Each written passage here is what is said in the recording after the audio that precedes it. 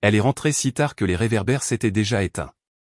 Ses clés ont atterri sur le comptoir, ses talons ont été retirés dans le couloir, et une vague odeur d'un parfum qu'elle ne portait jamais à la maison a flotté dans l'air. Moi, Marc, j'étais à la table de la cuisine, réglant les factures, mon café était froid. Longue journée, ai-je demandé sans lever les yeux. Ne commence pas, a répondu Sophie. Elle a relevé ses cheveux en un chignon lâche et a ouvert le réfrigérateur. Michel nous a mis sous pression avec une échéance. Je meurs de faim. Michel fait toujours ça, ai-je rétorqué. Quelle échéance nécessite du parfum? Elle a jeté un coup d'œil. C'était un dîner client. S'il te plaît, n'en fais pas toute une histoire. Juste une question, ai-je précisé. Tu agis comme si tu étais jaloux, a-t-elle lancé. Elle a attrapé un yaourt, en a ouvert le couvercle et a pris 2 rapides cuillerées. Puis-je prendre une douche sans interrogatoire? Fais comme tu veux, ai-je dit en posant mon stylo. Demain, nous nous tenons à notre plan. L'anniversaire de ma sœur, à 18h. Elle a fait un signe de la main. Si le travail ne s'emballe pas, j'ai failli laisser tomber. Presque. Ta parole compte et mon travail paie, a-t-elle riposté, se dirigeant vers le couloir. Sois adulte là-dessus. Si j'avais su où ce ton allait nous mener, j'aurais versé le café froid et gardé la bouche fermée cette nuit-là. Cela n'aurait rien changé, mais cela m'aurait épargné le goût amer. Le lendemain matin, elle est partie tôt. J'ai envoyé un SMS avec un rappel souriant pour le dîner d'anniversaire de ma sœur. Elle a liké le message et ajouté « ça devrait être bon ». À 17h30, un peu en retard. À 18h15, en train de me garer. À 19h, elle n'était toujours pas là. J'ai présenté mes excuses et j'ai conduit seul avec un gâteau acheté en magasin. Ma sœur m'a serré dans ses bras à la porte comme si elle savait quelque chose que j'ignorais. Sur le chemin du retour, j'ai appelé ma femme. Toujours au bureau, a-t-elle dit. Des rires ont résonné à son extrémité, une voix masculine en dessous. Ne m'attends pas, j'ai entendu un homme, ai-je remarqué. Salle de conférence. Michel raconte des blagues horribles. Puis-je retourner à mon travail? Retourne à ton travail, ai-je dit et mis fin à l'appel. Je n'étais pas jaloux alors. J'étais en train de mesurer. Si quelqu'un vous donne des coups de pied sous la table, vous ne déclarez pas la guerre. Vous bougez votre jambe et vous ne faites plus de place à sa chaussure. 2 jours plus tard, elle est entrée dans notre cuisine à 22h avec un sac de plats à emporter et un sourire comme si la journée avait été bonne pour elle. Par habitude, je sortais 2 assiettes. Elle a embrassé l'air près de ma joue. Je t'ai gardé quelque chose, a-t-elle dit. Michel en a commandé trop. Je vais bien, ai-je répondu. J'ai mangé il y a des heures parce que je ne t'attendais pas, tu es toujours si littéral, a-t-elle dit en posant le sac. C'est taille, ton préféré. La semaine dernière, c'était le mien. Cette semaine, j'aime ma propre cuisine. Nouvelle pour nous deux, a-t-elle dit en levant les yeux au ciel. Waouh. Tu répètes ces répliques devant le miroir? Je m'entraîne à ne pas être un paillasson, lui ai-je dit. Un autre sport. Elle s'est assise, a piqué les nouilles, puis m'a transpercé du regard. Tu sais qui ne me fait pas sentir coupable de travailler? Michel. Il comprend. Je suis sûr qu'il comprend, ai-je dit. Cette pause, a-t-elle dit en pointant avec sa fourchette. Ce ton, cette limite, ai-je corrigé en tapotant la table. Si tu rentres tard, dis-moi la vérité. Si tu dînes avec ton patron, dis que tu dînes avec ton patron. Si c'est une habitude, appelle ça une habitude. C'est temporaire, a-t-elle dit. Et je n'ai pas besoin de permission pour être bonne dans ma carrière. Je ne demande pas de permission, j'attends du respect, ai-je riposté. Même chose pour toi, je suppose. Pas pour moi, ai-je répondu. Son téléphone a vibré, elle s'est levée. J'ai besoin d'une douche. Prends en 2, ai-je dit. Le lendemain matin, j'ai déplacé nos calendriers du mur partagé. J'ai divisé notre compte joint pour les dépenses quotidiennes en 2 cartes de débit avec un virement fixe chaque lundi. J'ai accroché un petit tableau blanc près de la porte, les engagements de la semaine en noir, les miens en bleu, les siens en rouge si elle voulait les ajouter. Je n'ai pas fait de discours. J'ai juste ajusté le système que je pouvais contrôler. Elle l'a remarqué cette nuit-là, laissant tomber son sac alors que j'essuyais le comptoir. Qu'est-ce que c'est que ce tableau, a-t-elle demandé. Clarté. Si tu ajoutes des soirées tardives, mets-les-là avant midi. Si je fais le dîner, je ferai une portion. Si je vais à ma salle de sport, je ne t'attendrai pas, c'est dramatique, a-t-elle dit. C'est adulte. Alors, tu me punis avec un marqueur? Pense-y comme à un bulletin météorologique. Habille-toi pour la tempête que tu amènes. Elle a ri. Court et sec. Mon Dieu, tu détestes vraiment que j'ai quelqu'un comme Michel qui me pousse. Je n'aime pas que ma femme me traite comme un bouche-trou pour quand le bureau ferme. Elle a marché jusqu'au tableau, a retiré le capuchon du marqueur rouge et a écrit « Jeudi tard, vendredi tard, samedi sur appel ». Puis elle m'a regardé par-dessus son épaule. Heureux, extatique, ai-je dit, et j'ai remis le marqueur dans son support. Vendredi soir, je suis allé chez Ray, un bar de quartier où le barman se souvient de votre nom si vous donnez un pourboire, et les habitués acquiescent si vous les laissez tranquilles. David m'a rejoint là-bas. Un vieil ami qui travaille de nuit au dépôt ferroviaire. David est le genre de personne qui écoute d'abord et parle quand il a quelque chose à dire. Elle te fait des blagues à tes dépens, déjà, a-t-il demandé après que je lui ai donné la version superficielle. Elle a commencé à s'échauffer, ai-je dit. Des petites choses. Ne sois pas jaloux. Sois adulte. Ce genre de mélodie. Le prochain couplet est le pourquoi me surveilles-tu? Déjà sur la liste des chansons. Il a siroté son Perrier. Ma règle, quand ça ressemble à une audition que tu n'as jamais acceptée, change de lieu. J'ai divisé le budget. J'ai mis un tableau ce soir. Je n'attends pas. Je suis là. C'est un changement de lieu, a-t-il acquiescé. Tu es d'accord avec où ça mène? Je suis d'accord pour ne pas être un paillasson. Il a incliné son verre. D'accord alors. Tu étais chez Ray, a-t-elle demandé alors que je rentrais chez moi, le bruit du moteur à son extrémité. J'y étais. Maintenant, tu essaies juste de me faire sentir mal. C'est ton interprétation. Mon interprétation est, j'assume. Je vis ma vie. Bien. Michel a demandé les diapositives dimanche matin. Je serai au bureau tard demain. Mets-le sur le tableau, lui ai-je dit. Dimanche, j'ai acheté des provisions pour une personne, rempli le congélateur de portions et réglé le café pour 6 heures du matin. Mon horaire de travail est revenu à un début plus tôt. Elle allait et venait, une ombre avec un sac fourre-tout, de bonne humeur si je restais pratique. Lundi matin, elle est venue à la table avec 2 tasses de voyage comme nous avions l'habitude de faire, m'en a glissé une et a posé son menton sur sa paume. J'ai été dur, a-t-elle dit. Désolé, le projet est le chaos. J'ai pris une gorgée. C'était le café que j'aimais. J'apprécie le café. Dînons vendredi, a-t-elle proposé. Juste nous. Je ferai en sorte que ça arrive. Mets-le sur le tableau avant mercredi midi. Elle a souri. Marché conclu. Ce fut le premier léger changement. Cela a duré 48 heures. Mercredi après-midi, elle a envoyé un SMS, Michel pousse une annonce vendredi. Grande nouvelle. Pourrais-je devoir reporter notre appel? J'ai répondu, sois juste honnête. Ne sois pas comme ça, a-t-elle répondu. Comme quoi? Passif-agressif, ai-je écrit. Lis-le tel quel. J'ai écrit, ton appel. Sois honnête. Pas de réponse. Cette nuit-là, elle est rentrée vers 21 h avec 3 collègues, 2 femmes et un homme nommé Émile, les manches retroussées jusqu'au coude et un sourire qui disait qu'il collectionnait les preuves sur les autres. J'ai ouvert la porte avant qu'il ne frappe. Arrêt rapide, a-t-elle dit en me dépassant.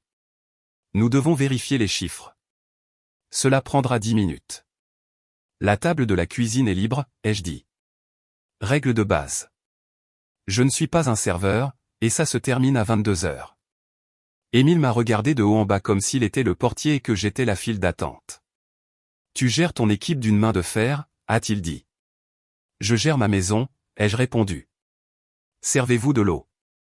Nous nous sommes assis dans la même pièce, eux sur leurs ordinateurs portables, moi sur mon propre écran. Émile a essayé de plaisanter. Alors, homme de la maison, jaloux des heures, a-t-il lancé. Jaloux des limites floues, ai-je répondu. Pas les nôtres. Il a souri à ma femme. Il a des répliques, a-t-elle dit en me renvoyant la mienne. Et ils ont tous ri. J'ai fermé mon ordinateur portable. Nous avons fini à 22h, leur ai-je rappelé en désignant l'horloge. À 22h précises, je me suis levé, j'ai empilé leur dossier, les leurs étendus et j'ai ouvert la porte. Merci de votre visite, ai-je dit. Waouh, a marmonné Émile, mais il était déjà en mouvement. Ma femme est restée un instant, les sourcils levés. As-tu vraiment dû virer mon équipe? Je n'ai pas viré. J'ai mis fin à une réunion dans ma cuisine, sur mon temps. Elle a attrapé son sac. Je serai en retard, a-t-elle annoncé comme un défi. Mets-le sur le tableau, ai-je dit. Elle est partie sans rien marquer. Vendredi à midi, elle a appelé. Tu ne vas pas le croire, a-t-elle dit, à bout de souffle d'excitation. Je l'ai eu. Ils m'ont offert le poste de responsable de compte senior. Plus d'argent, plus de clients. Je n'arrive même pas à respirer. C'est énorme, lui ai-je dit, et je le pensais. Fait-on ça ce soir? Où veux-tu aller? Silence. Puis, j'aimerais devoir rester. Nous sommes en train de déployer ça. Ça va être long. Félicitations, ai-je dit. Je le pense. Je sais, a-t-elle dit. Tu as l'air bizarre. J'ai l'air d'un mari qui a suggéré une célébration normale et qui a été remplacé par des lumières fluorescentes. Tu ne comprends pas à quel point c'est grand. Je comprends les choix, ai-je dit. Profite du service de nuit. C'était mesquin, a-t-elle claqué. C'était vrai, ai-je dit, et j'ai mis fin à l'appel doucement. C'était la dernière goutte qui a fait déborder le vase pour moi. Le lendemain matin, je me suis assis dans ma camionnette dans l'allée, moteur coupé, et j'ai appelé un détective privé nommé Monsieur Dubois, un ami entrepreneur me l'avait recommandé l'année dernière lors d'une séparation houleuse. Je n'ai pas besoin de drame, lui ai-je dit. J'ai besoin de clarté. Pas de théâtralité, pas de ragot, juste des faits. Vous voulez seulement une surveillance, a-t-il demandé. Lieu, heure, qui est là?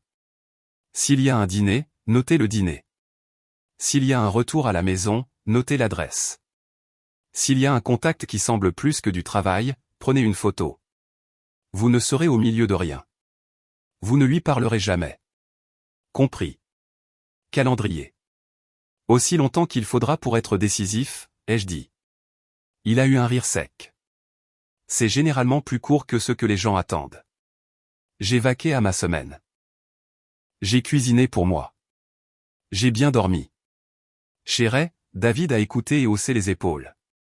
Trac. Décide. Fait, a-t-il dit. Mieux que de tourner en rond. Exactement. À la maison, elle a de nouveau changé de ton. Un deuxième léger changement. Elle m'a apporté du café, m'a demandé comment s'était passée ma journée. Elle est même venue à mon atelier samedi matin pour me donner un sandwich pendant que je remplaçais les plaquettes de frein d'un voisin. Tu travailles ici maintenant, a-t-elle demandé en regardant autour du garage. Oui. Il fait chaud, a-t-elle dit. Tu as besoin d'un ventilateur ici. J'en ai un, ai-je dit en l'allumant. Elle s'est perchée sur un tabouret. Je veux dîner demain, tôt. Je vais réserver quelque chose de proche. Mets-le sur le tableau, ai-je dit. Elle s'est dirigée vers le tableau blanc monté près de la porte latérale et a écrit « Dimanche, dîner 18h ». De grandes lettres généreuses. J'ai presque souri. Dimanche à 17h, a-t-elle envoyé par SMS, toujours au bureau. Michel nous a fait venir pour la préparation. Je t'appelle. J'ai fixé le message, j'ai laissé la déception s'installer, puis j'ai fini les freins et je me suis lavé les mains. Elle a appelé à 21h30. Tu n'as aucune idée à quel point c'est intense, a-t-elle dit. Bien sûr, ai-je répondu en essuyant le comptoir. Encore félicitations pour la promotion. Ce n'est pas officiel avant lundi, a-t-elle dit doucement. Mais oui, ai-je dit.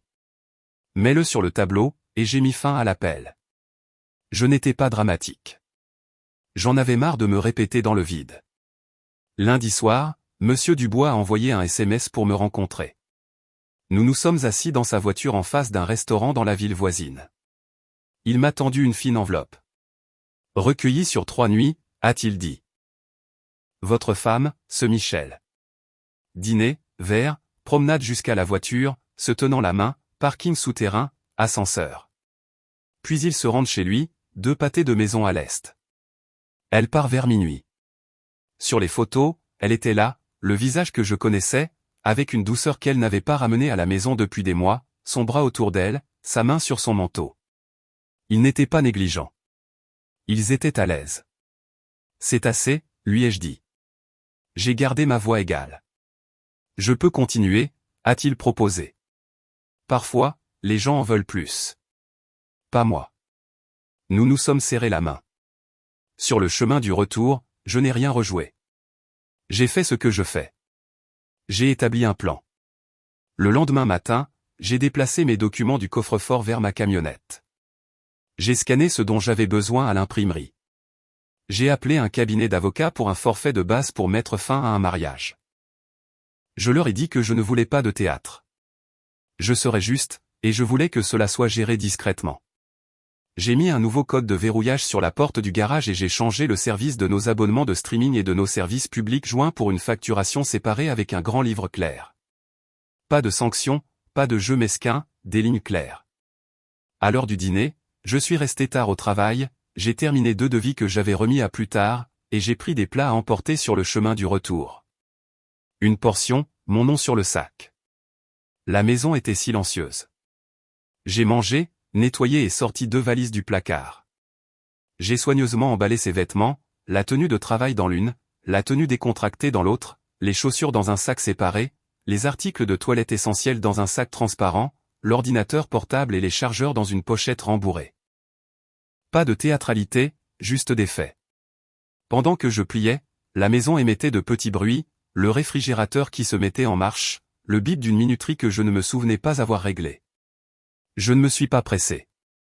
J'ai déposé les valises sur le porche sous la lumière. J'ai placé l'enveloppe de l'avocat par-dessus, ainsi que les photos de Monsieur Dubois dans un dossier étiqueté avec son nom et la date d'aujourd'hui. J'ai verrouillé la porte. Puis j'ai envoyé un SMS, travaille tard de nouveau. Je me suis assis dans le salon. 1 heure passa. Puis une autre. Sa réponse a finalement illuminé l'écran. Perdu la notion du temps. Rentrerai bientôt. J'ai répondu, Michel est-il si bon? 10 minutes plus tard, j'ai entendu des pneus sur le gravier et une portière de voiture claquer. Elle a monté les marches en courant et s'est arrêtée net à la vue des sacs.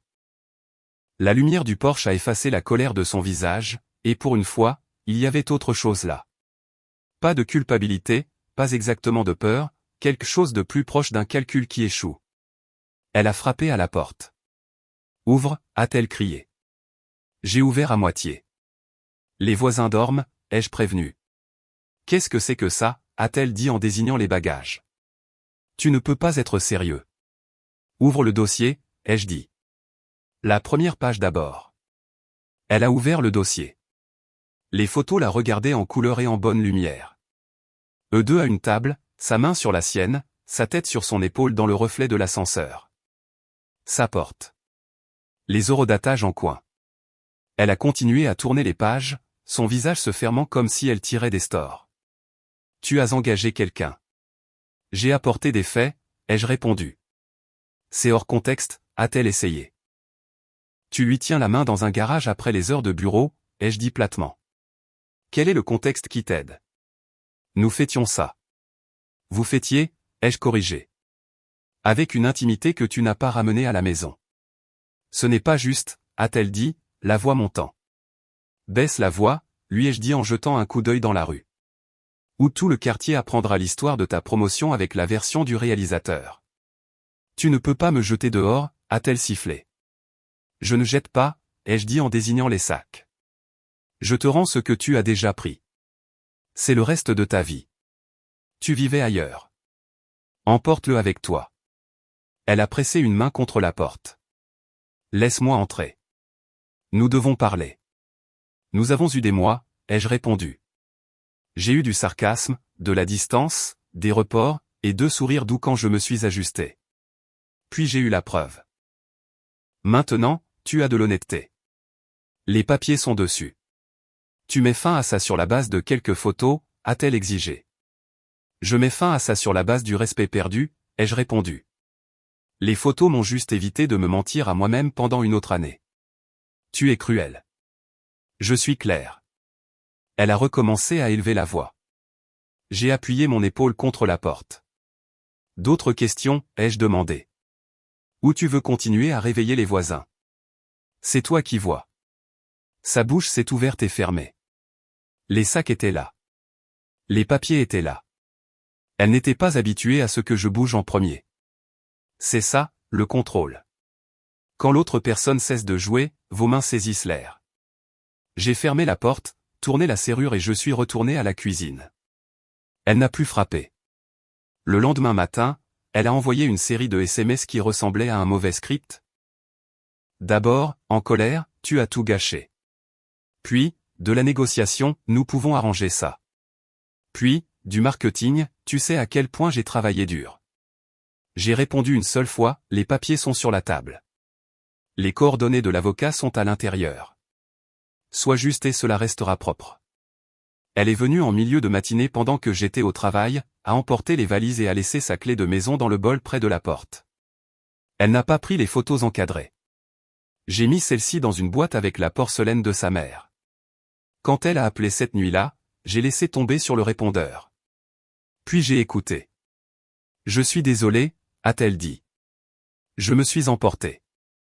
Ce n'était pas comme tu penses. Je veux parler. J'ai envoyé 1 heure pour la logistique. SMS uniquement. Elle a demandé une rencontre. J'ai refusé. Elle a essayé à nouveau avec douceur.